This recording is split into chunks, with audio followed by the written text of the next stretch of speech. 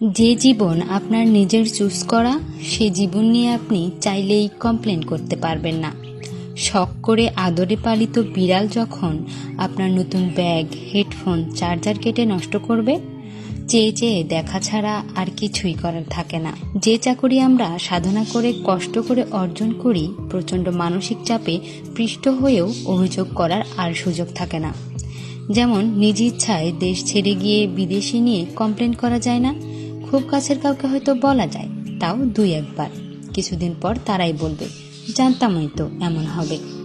Maturity জিনিসটা খুবই ভয়াবহ। একবার ইনস্টল হয়ে গেলে আর আনইনস্টল করা যায় না। চাইলেই ছোটবেলার মতো গলা ফাটিয়ে কান্না করে বলা যায় না, এটা কেন হলো, এটা আমি মানি না, আমি তো এমন চাইনি। যা আমরা ডেকে ঘরে আনি তা আপদ হলেও একান্তই আপন। অভিযোগ না করে মানিয়ে নেওয়া অথবা মেনে নেওয়ার আডমাস্টার করতে করতেই বাকিটা জীবন কেটে যায়। আমরা চুপচাপ হয়ে যাই।